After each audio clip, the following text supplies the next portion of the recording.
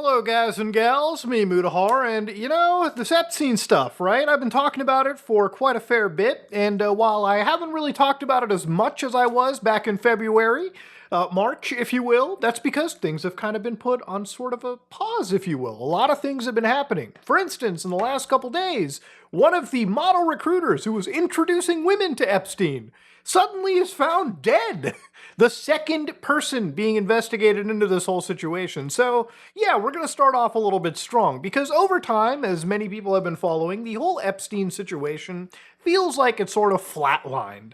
And while, yeah, it was incredibly popular when the files had dropped all the way back in the beginning of the year, yeah, things are kind of stalled because ultimately, at the end of the day, there's not much moving the needle. A lot of the depositions are kind of happening, and a lot of these, key developments are sort of occurring, sparsed out as time goes on. It really is a situation where I kind of wait to sort of compile all this information and then bring it to you, because ultimately, if I was to do this every day, I would lose my mind, and also, there really isn't much to talk about every single day regarding this. So really, what's been going on with the whole Epstein stuff? Why are people now showing up dead all of a sudden? So there have been actual, lawsuits brought up by people like Katie Fang and Todd Blanche, who is actually the official acting attorney general of the United States. Remember, it used to be Pam Bondi, and Pam Bondi has effectively gone out of the situation. She made a fool of herself. She said a lot of things, like there's tons of evidence, there's a binder full of information, lots of stuff to hunt this Epstein guy down on.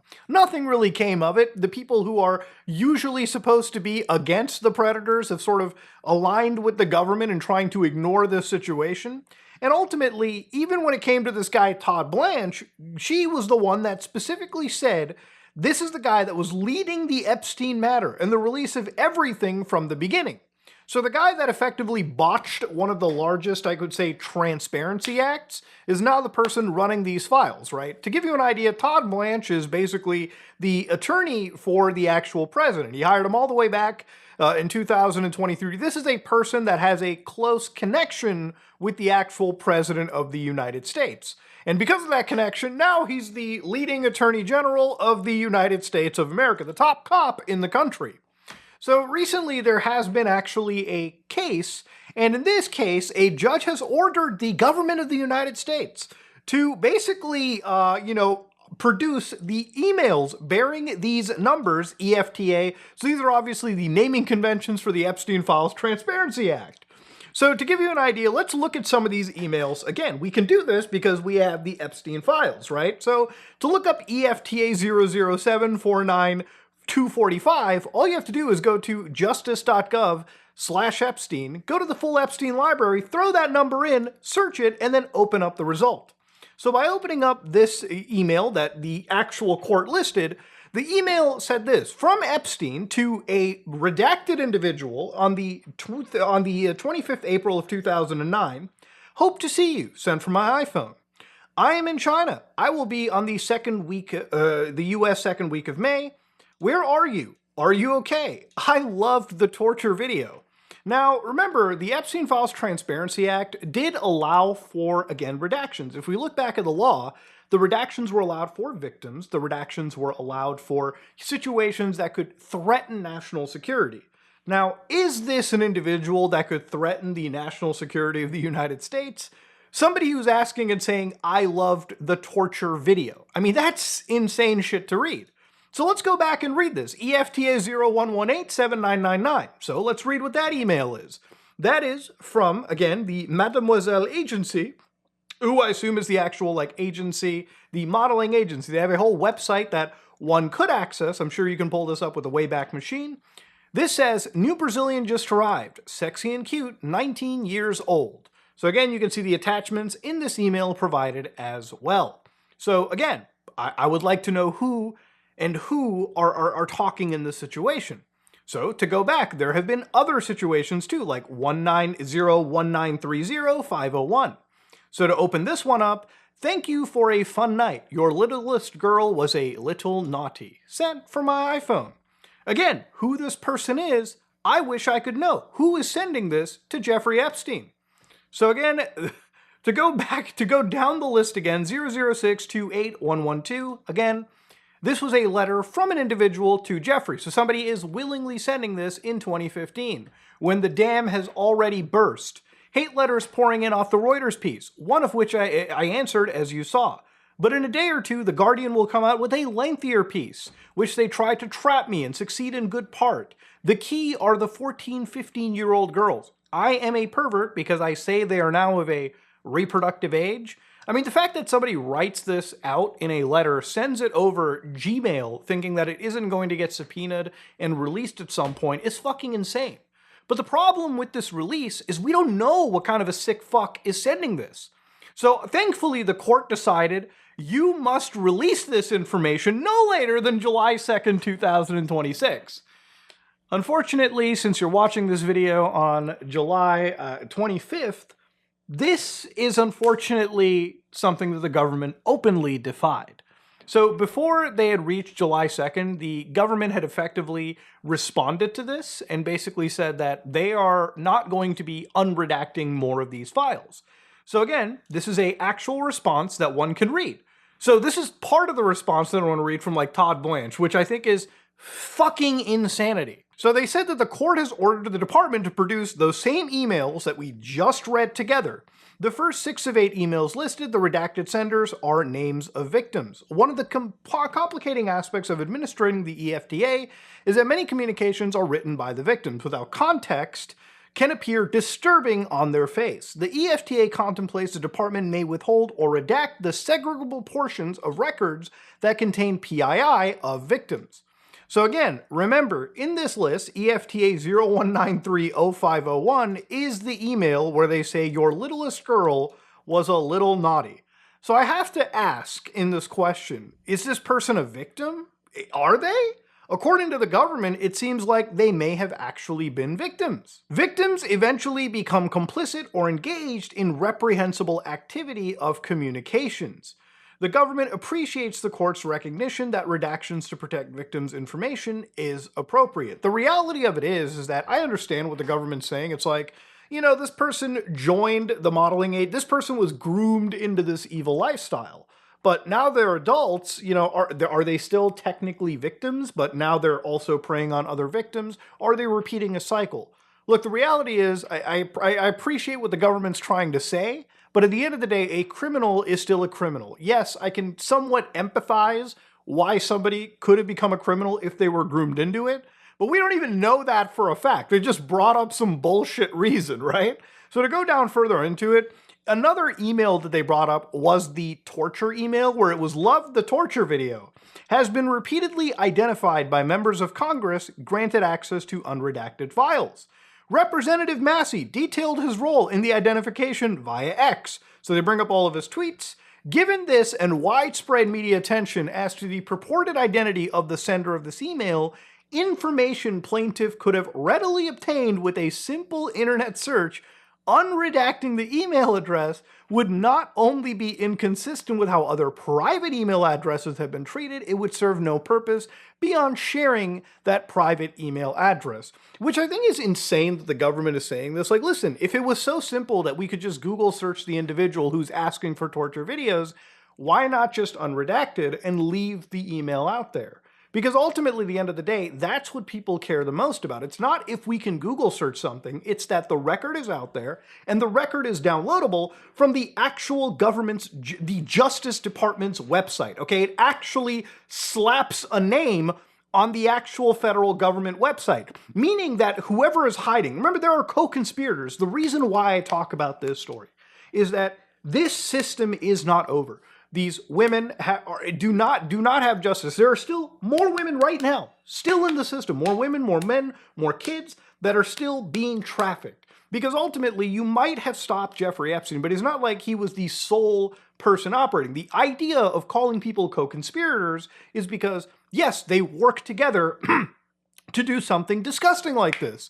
Because we don't know who those people are, they get to operate in the shadows. Well, actually, they get to operate openly and freely, by the way, because we don't know who those people are. The government hasn't exactly exposed who they are, meaning that they get to operate with the full weight of their money, their capital, their connections, every single thing out there. This is not justice. This is protecting people that ultimately take advantage of the most vulnerable people in society. And the fact that the most, I guess you could say, moral government in the world is protecting these people is like the biggest shock in the face. Look, I wouldn't be making a video on Epstein if this was like the government of fucking India, okay? If this was like the Russian government, okay? If this was like the fucking Israeli government, if this was like any government that doesn't necessarily have a good moral backbone, you know what I mean? And I'm sorry if people are offended that I'm listing some of these countries.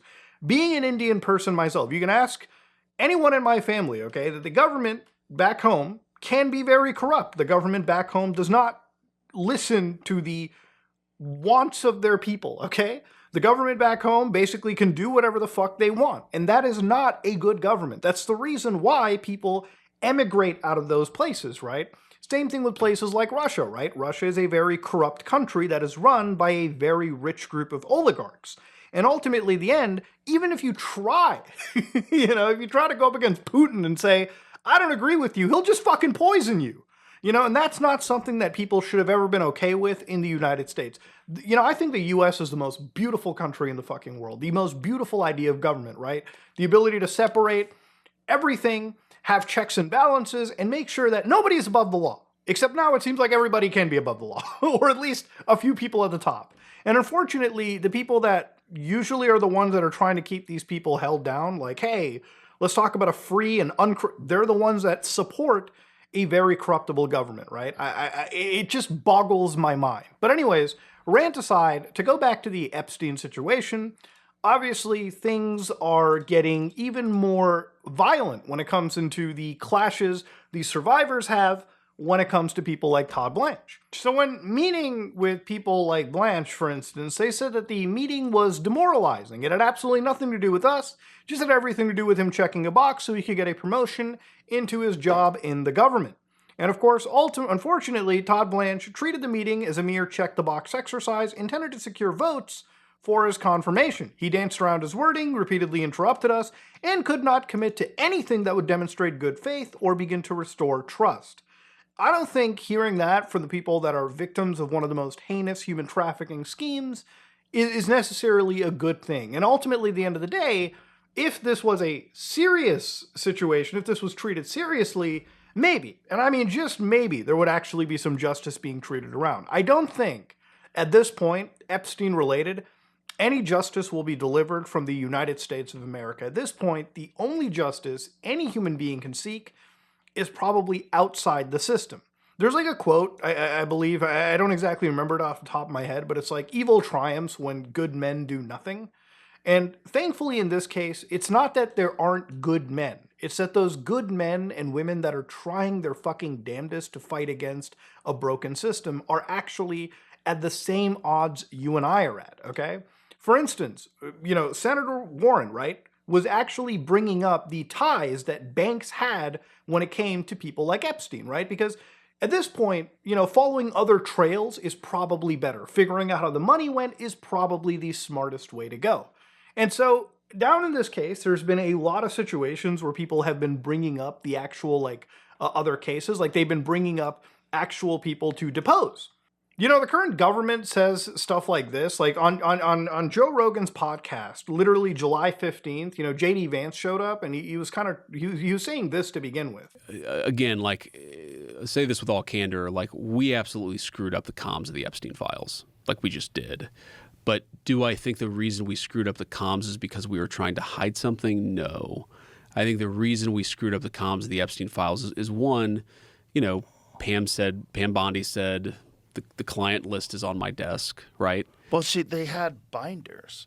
They were 100%, standing in right. front. But those binders were largely documents that had already been released, right? So let me try to what was the defend. purpose of that performative display of the Epstein files? And she was saying there's tens of thousands of hours of film. I don't know what the purpose of it was, but I know that the effect of it was to make people mistrust the entire effort. And what I think was happening, look, I know Pam, I like Pam, I don't think there was anything malicious going on. I think Pam was trying to respond to the political moment. I think she overstated what we had and what we didn't have. And I think that she, got roasted for it publicly by a lot of people, including me. Like, you and I have talked about this a lot. Ultimately, one thing that I find funny about this is that he can say that the comms were treated wrong, but the reality of it is that he's still not standing up and saying a single fucking thing worth hearing in this situation, right? Like, the fact is, you came up with all of that, heat, and you never matched it at all. You never brought up any single... You just... Like, he basically straight up told you, it's like the binders that those influencers were carrying around were just the same files we had already seen a while back. and now we're just supposed to sit over here and hear this again from somebody that's sort of wishy-washy, trying to half-ass remove himself from this equation. No, dog, you were part of this situation from the very beginning, from the get-go. All right, if you honestly, the only way that I could ever look at that guy and treat him seriously again is if he actually straight up unredacted the files and just have released them. I will say, I'll give Joe Rogan some credit over there. He actually did bring, the fact that he said the performative display, and you could hear the gasp and the sigh from JD Vance was actually one of the best moments probably in his podcast that I've seen. But anyways, the depositions that have been going on so far are from people like Ghislaine Maxwell, who has said nothing because she wants clemency first.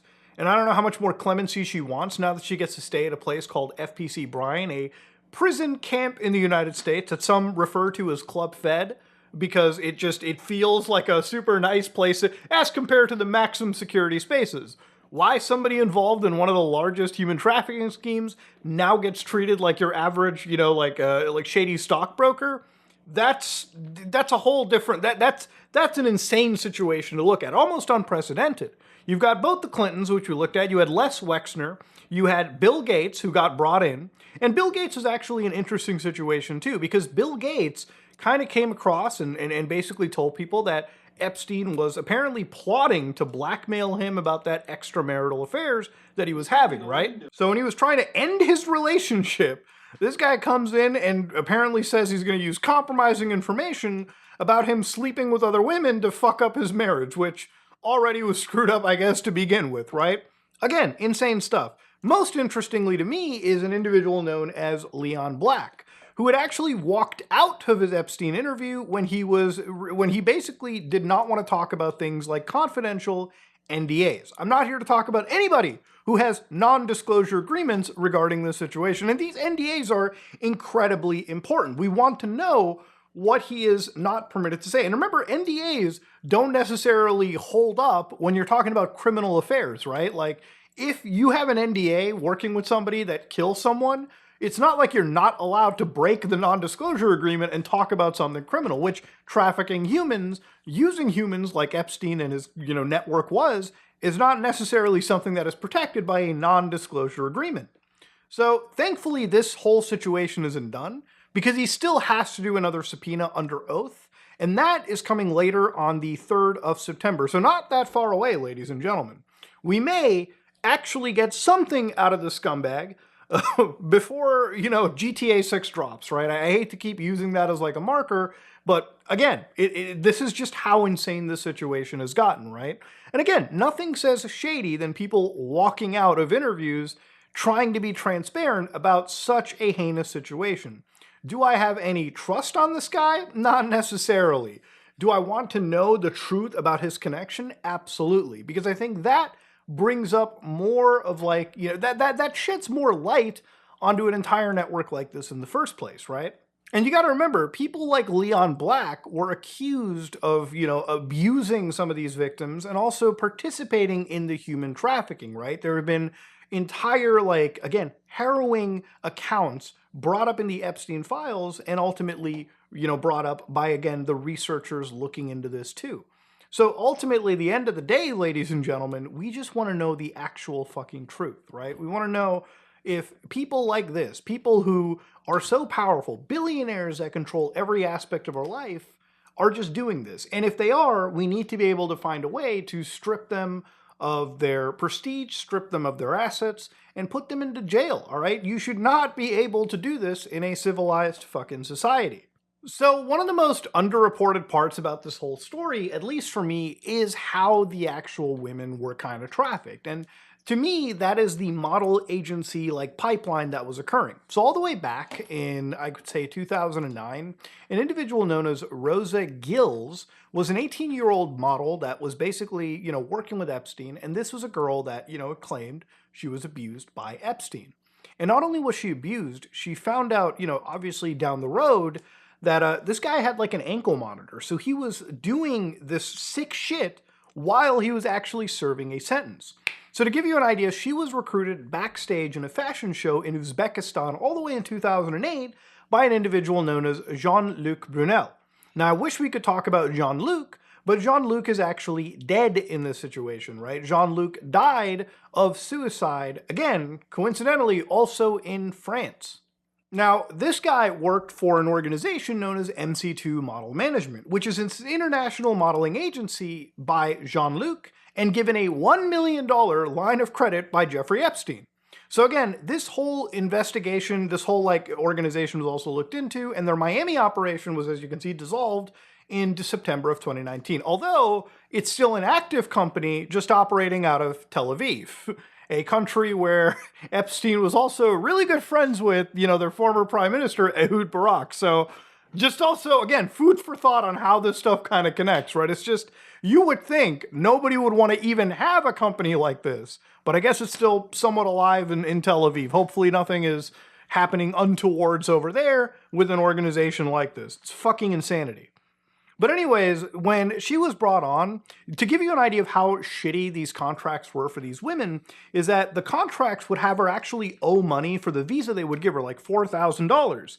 And then $1,500 in rent as well. So these girls were sort of brought into these talent agencies, but they were already saddled with debt. And you could argue that to an extent, it's almost a way of control, right? Like, bring these young girls from the middle of nowhere parts of Europe and just give them a shit ton of debt that they probably could have paid off working for you. But they are indebted to you. They are financially indebted to you. And in some ways, one could argue, yeah, that's kind of slavery to an extent too.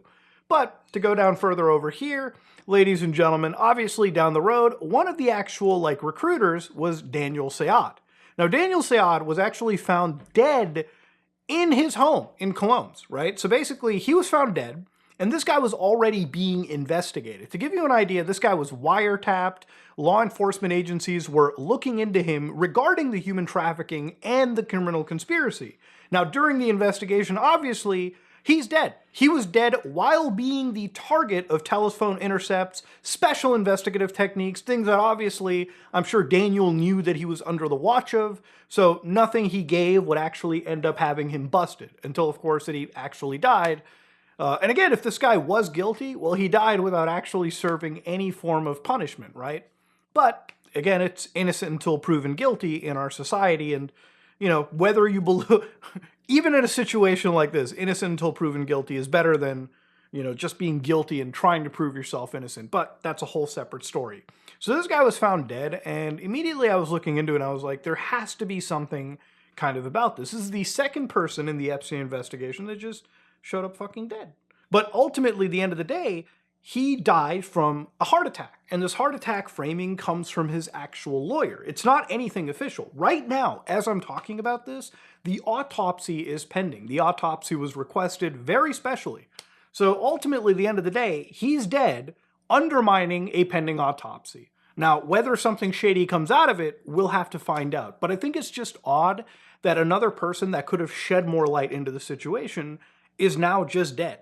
And ultimately, at the end of the day, the important part about this is that there are good people. Maybe the US is not going to be the country that solves it.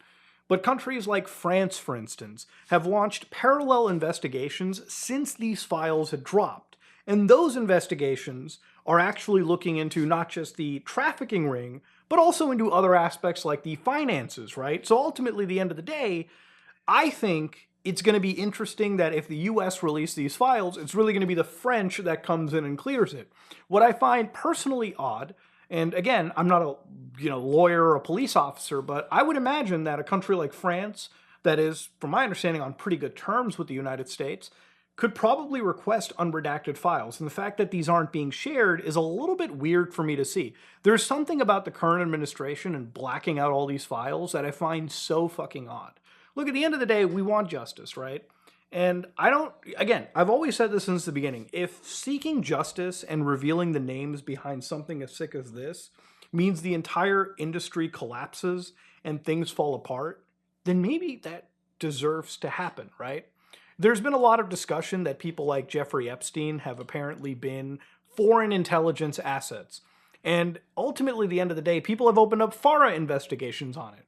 And again, if somebody like this has such a stranglehold on the most powerful government in the world, that needs to have been stopped like years ago, decades ago. The fact that it's still going like this is fucking insanity. But ladies and gentlemen, there's been a lot about the Epstein stuff. And I could probably spend a whole another hour talking about it, but at the end of the day, at this point, there's a few more things to look forward, right? There's a couple more threads we have, and it's not going to be until September or October till I get to talk about this, in my opinion. You know, we're going to have to wait till, again, the actual the actual government does or is compelled to release those unredacted names that they tried to protect. Again, we're going to have to look at how the financial shit with JP Morgan plays out. We're going to wait for that autopsy result. And ladies and gentlemen, Leon Black's full fucking deposition is something that I'm actually really goddamn excited for. Because ultimately, these 4 threads move the fucking needle. They push things forward. They lead to more paths being opened. And ultimately, the end, justice is really the name of the game here. And hopefully, we do end up getting it. Ladies and gentlemen, if you like what you saw, please like, comment, and subscribe. Dislike it if you dislike it. I am out.